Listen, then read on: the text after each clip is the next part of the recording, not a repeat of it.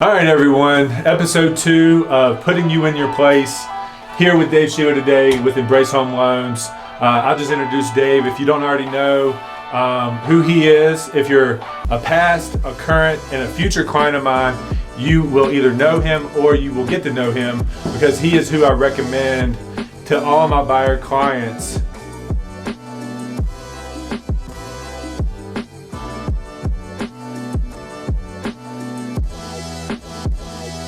And we've been putting people in their place for at least actively 6 years. At least 6 years. Yeah, anyway. We were associated just by chance, probably for 12 years now. 12 years ago. But actively, we've been working together, helping people for at least the last 6 years.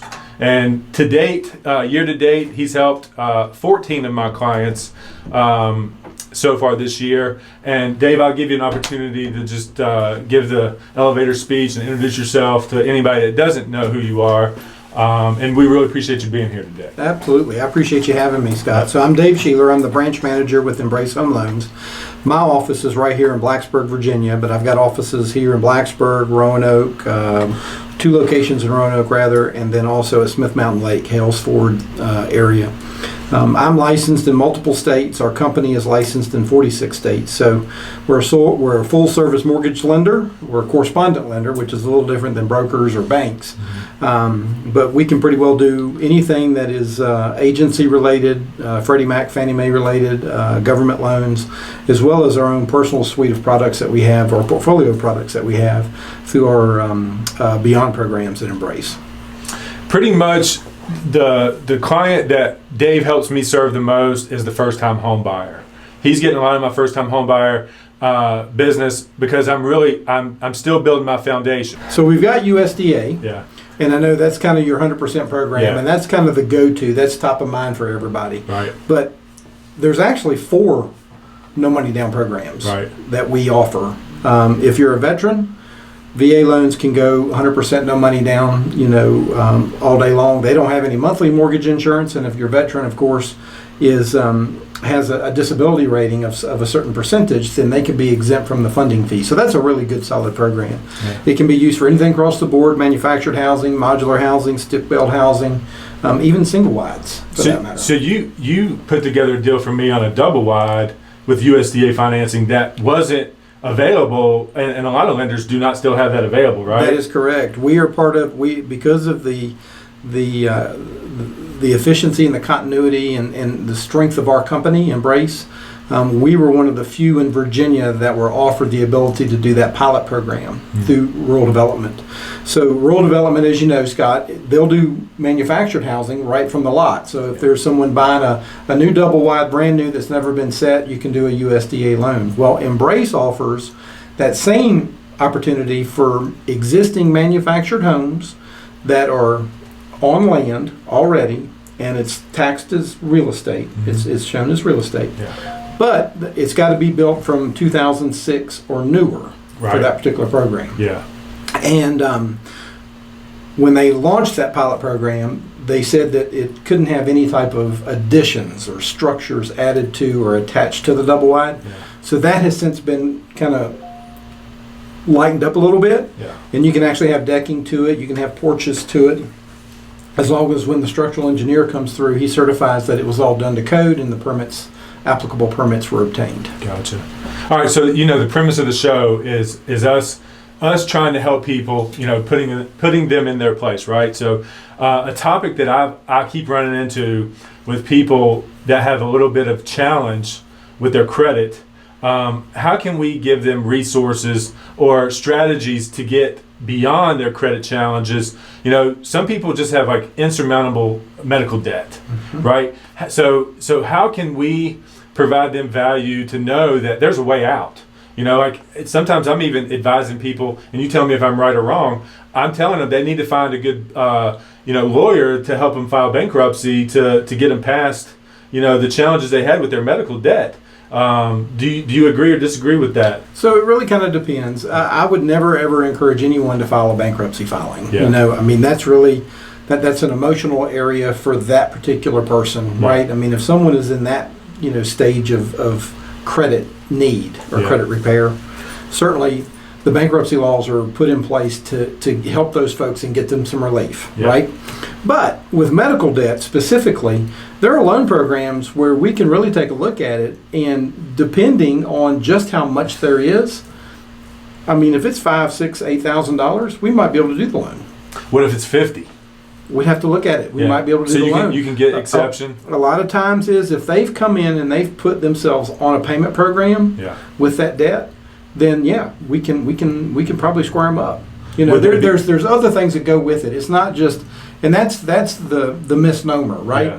So somebody says I've got $50,000 worth of medical debt. Yeah. Well, if they've got a, let's just say for talking purposes, a 500 credit score, it's not so much the medical debt as it is they don't qualify based on that credit score. Right. But if they had $500,000 or $50,000 worth of medical debt, but they had a $700 point credit score, then yeah, absolutely, I'd love to talk to them. We might be able to do something. So wouldn't the medical debt impact their credit score in most cases? Like, wouldn't that be reported to? Depends on the age.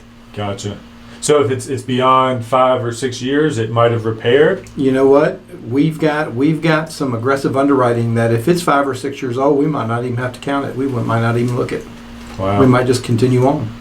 Again, it depends on the loan program that they're looking to do. Yeah. So, you know, each loan program, you know, USDA, VA, FHA, conventional, Beyond products, the Purchase Plus program that we have, each one of those has a different way that we interpret the negative intricacies of a particular client's credit situation. Yeah. So for someone that has decided to file bankruptcy, Mm-hmm. you know, to get into a home loan, I know we've done deals with people that have done that. We have. So talk about after the fact. What's it going to take for you to be a homeowner after you've done this? After you file bankruptcy, you know, how do you get repaired, and what's the time frames that you have to live under until you can buy again? Depending on the type of bankruptcy, sometimes it's 12 months out of bankruptcy. Most programs require 2 years or more out of bankruptcy. We've got some latitude depending on the type of bankruptcy it is that we can look at financing somebody one day out of it. Wow. But Or our Beyond program. I guess it has everything to do with like cash in hand type thing. Like if they have a little cash, but they've had some bad luck or something, and they've done, you know, something to protect, because bankruptcy is there for protection, right? Correct. It's when your income doesn't supply the amount of money for your debts or something Correct. like that, right? Yeah. So So a lot of times, like, you know, for example, you know, Chapter 13, you know, that's a restructure, right? yeah, So if somebody's in Chapter 13 and they come to us and they get court approval that they can buy a house, and they've made their payments on time, and the court has signed off on, said, hey, it's a good possibility we can rock with those folks. gotcha. Again, it just depends on the credit score. Yeah. So there's hope. I mean, so There is hope. pretty much like, you know, I'm always a proponent of finding a way, you know, not taking no for an answer. That's kind of how I live. I think that's kind of how you live. It is. Um, That's kind of why we've closed some of the deals that we've closed. yeah, exactly. Well, let's talk about the emoji that you sent me with the thumbs up and the laughter on my Credit Karma and FICO. Oh yeah, let's talk about that. combination. Yeah, let's talk about that. So tell me your take on Credit Karma versus the FICO score. All right, so Credit Karma is a great service. It's a great company. I Yeah. got nothing against Credit Karma. Right. The one little issue I do take with Credit Karma is they of course post credit scores like a lot of other consumer based or driven credit reporting systems. Yeah. So Credit Karma has their own algorithms that create scores. Okay, and while they might be pulling data from the same entities that we pull data from Experian, TransUnion, Equifax, right? Yeah. More often than not, the consumer sees a more favorable credit score than what we might pull through our reporting agencies, Gotcha. which are Experian, Equifax, and TransUnion Direct. And that's a hard conversation because When things don't match, when they don't equal up. exactly, Yeah. because I mean they're getting this Credit Karma thing, and it says, you know, my Experian score is, you know, 680, and then, you know, Dave pulls it and it's a 630. Right. You know, I've got to sit here and try to explain. Well, I can certainly explain why what I'm seeing Yeah. to the consumer, but not having the Credit Karma information, it's kind of hard to to make them understand. Yeah. So, that's kind of where that nice fine cut on the haircut comes in with the FICO, and then the Credit Karma thing that I had on there, where the cut line was about 4 inches wide Right. and no hair on the side. Right. That's kind of the difference between a Credit Karma and a FICO score, what we pull. Gotcha. So just know that you're monitoring Credit Karma, which is great. But when you go to actually get some lending of some kind, especially a mortgage with Dave, it might not be exactly what that says. Credit Karma is wonderful for managing and monitoring what you have going on. Yeah. Because the same information that's being reported to the agencies is what Credit Karma is pulling. Right. It's just the algorithms that they use to score generally are a little bit more consumer friendly, Right. and it's simply because you're paying for that service. Right. You're paying for the consumer friendly service. Right. If you come talk to me, then I'm going to pull a credit report, and it's going to be a solid credit report. Yeah. There are other things that cause it to go up and down, but if you got a 50-point swing, more likely than not, it's going to be because of the programming behind what Credit Karma pulls. Right. I feel like we need to talk about these kids that are in school getting ready to graduate, and how we're gonna, get on top of their student loan, debt. How we're gonna figure out a way for them to get in, and what the right timing of it all is going to look like, and the numbers that they've got to live by to try to be a homeowner. Like minimum credit scores, debt to income ratios. Like, talk to them about that, and like what they really got to be focused on if they want to get into this. So, student loans are a huge problem in our country today. Yeah, it is, and a lot of graduating college folks take out student loans. It's just the fact of the beast, unfortunately. Any nonprofit university out there that tells you they're not for profit is not telling you the truth. They're for profit. They also wouldn't have a $25,000 a year tuition or $1 billion endowment. Precisely. Yeah. So what's happening is, and we're seeing it, a lot of kids are coming out of school, or a lot of young adults are coming out of college with either deferred student loans or income-based repayment student loans, which is great when you come out because your payments are minimal. The issue is, and our industry is the only industry on the financial services that does it this way. If you have an income-based repayment, or if you have a deferred student loan, we actually have to kind of be the sheriff and do a worst-case payment scenario against your qualifying. Yeah. Now, conventional sources have kind of loosened that up a little bit. So if there is a payment reporting and it's a sensible payment that reports on the credit report, then we have the luxury of considering that and using that payment. Okay? Gotcha. But if you're going government and you've got a no payment reporting, we're going to use a minimum of 1% of whatever that balance is. So $100K. Be $1,000 a month payment. Wow. And a lot of people are leaving college with that kind of debt. Absolutely. Anybody in the healthcare field, Absolutely. Anybody in the healthcare field that's going above like RN, they got $100K in debt if they're taking loans. Scott, let's talk about kids that are coming in to be professors, first-year professors over here at Virginia Tech. So they've probably got a master's or a PhD. Yeah. They're coming in with $100,000 worth of debt, and depending on the department that they're working in, they might only make $57,000 a year. Yeah. So they got a $1,000 student loan payment. They've graduated from college. They went out and bought that new car. They bought that new $35,000 Honda, right? Yeah. And it's a $600 payment. Right. So right now they're making $57,000 a year. So I mean, that's about what, $4,800 a month. Yeah. And $1,600 of it is automatically going right to the car payment and the student loan. It doesn't leave a whole lot for housing in Blacksburg. Yeah. For sure. Because then you're only allowed 40% of that reasonably. About 41% reasonably. Yeah. If you don't have any down payment and you've got pretty strong credit, we can look at 41, 42% through the rural development programs, which if you're outside the incorporated limits of Blacksburg, you can buy. If it's got a 24060, but it's not in the town limits, you can usually use rural development. VHDA is kind of the same way. They'll let you go up to about a 44% debt to income ratio. Yeah. And then our Purchase Plus program that's proprietary to Embrace Home Loans, we can go up to a 50% debt to income ratio. And that's as far as down payment goes with that program, is there Is The there Purchase Plus? Yeah. It's 101% financing. Okay. You can use it anywhere inside the town limits of Blacksburg. Gotcha. So Wow. we do a first mortgage and a second mortgage, and the second mortgage is through a community block grant that we've acquired, and it's at the same interest rate for the same term as the first mortgage. So if the first mortgage was at 5%, oh, and by the way, there's no private mortgage insurance with that Purchase Plus either. Wow. So let's just say the first is at 5%, no private mortgage insurance, and that second mortgage at 4% is going to be at the same rate, 5%. For 30 That's years. something I'm interested in. I'm big on Midtown, right? I do. I just keep coming back, I know. and talking Midtown. So I know. we'll definitely have to, if that's available at that point, when I get the opportunity to get over there, I'll definitely. Yeah, it's talk not to you going about that. anywhere. It's a strong program for us Nice. here because it fits a niche that like that rural development or VHDA might not fit.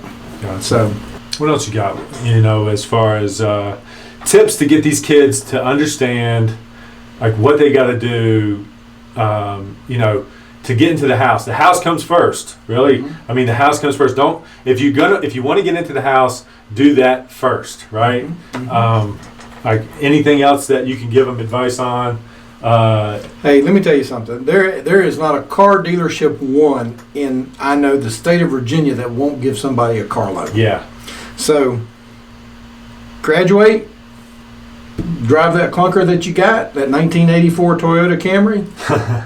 Go ahead and talk to Scott, get your house going. Talk to me or any of my teammates down here in the Blacksburg office, and let's get your mortgage going. And then, if you decide the day after you close on that loan that you want to go down to the car dealership and buy that car, then have at it all day long. Hey, we got about to be a graduate here.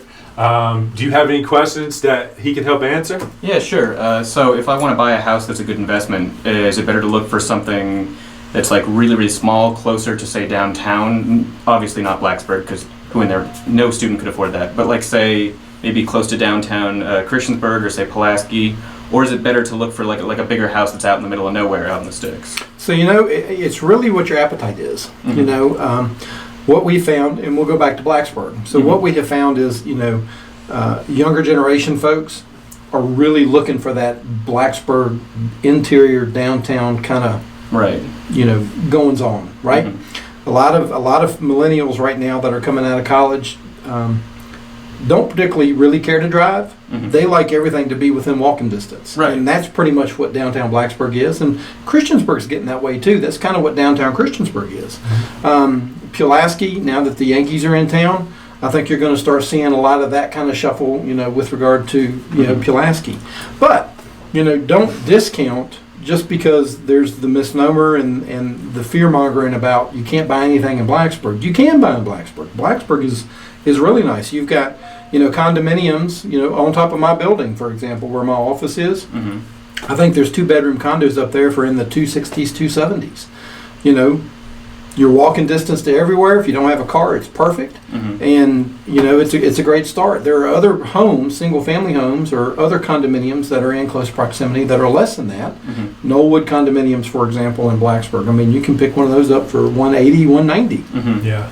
We'll finance those as a primary residence or a second home all day long. As for like return on investment, though, which would be a better choice, do you think? Well, for the fear of upsetting anybody about the municipalities you just mentioned, Blacksburg and Christiansburg certainly are gonna today, be good ROIs. Mm-hmm. And with the inflow of people that are coming to Blacksburg, Yeah. you could really, if you got in Blacksburg, Mm-hmm. it would be hard to lose, I think.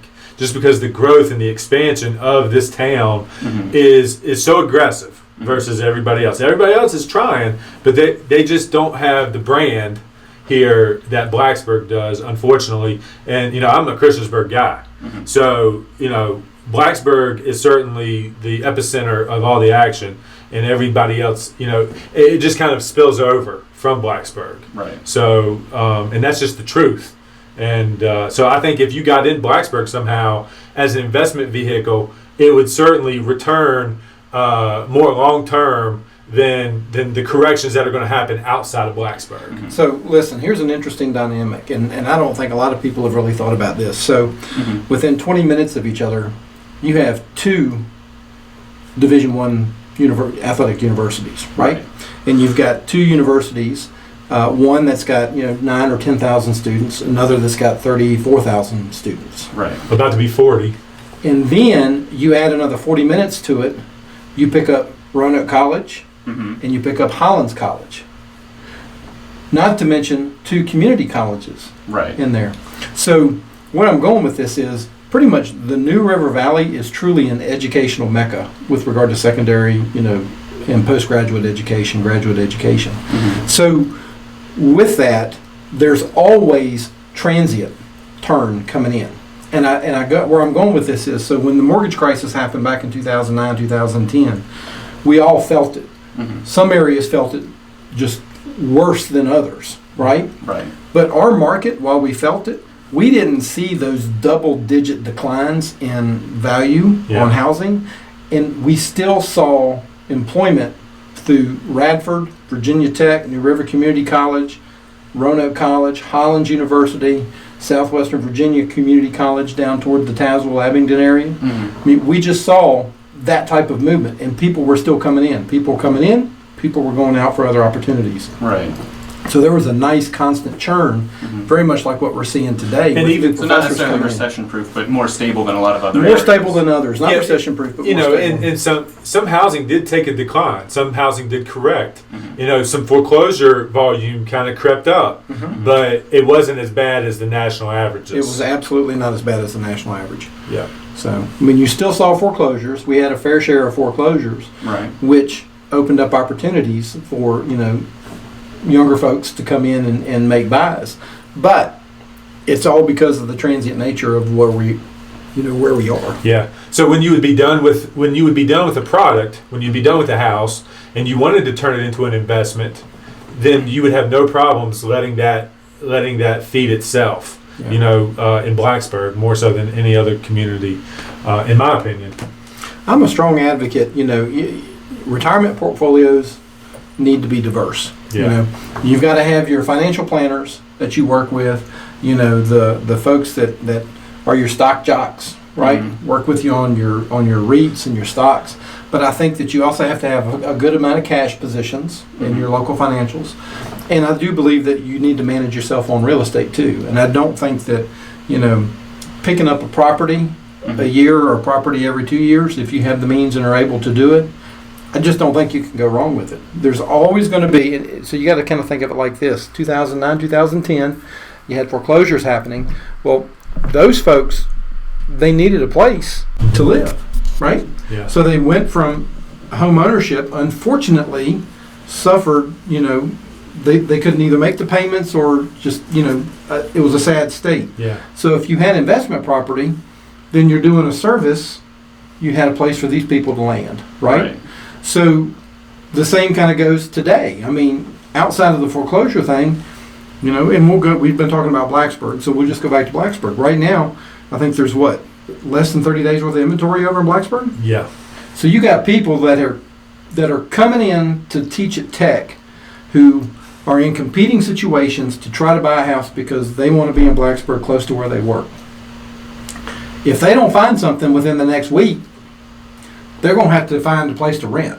Yeah. So if you have rental property, that's nice rental property in Blacksburg, you just had a win because you've got somebody that's going to be in there for at least 6 months, hopefully 12 months if you do your your documentation right. And then that'll ease up what their concerns are and give them a little bit more time, to work with the likes of Scott to go out and find them a house that they can probably, purchase at some point in time. Okay. And there's always going to be that. I mean, you're just always going to have that kind of turn in the Blacksburg, Christiansburg, Radford markets. Cool. Thanks for the question, Scott. Can you tell us one more thing? Can you tell us a little bit about the difference between buying a home with a home loan versus like an investment loan? There is a difference there. You want to pick that up? Sure.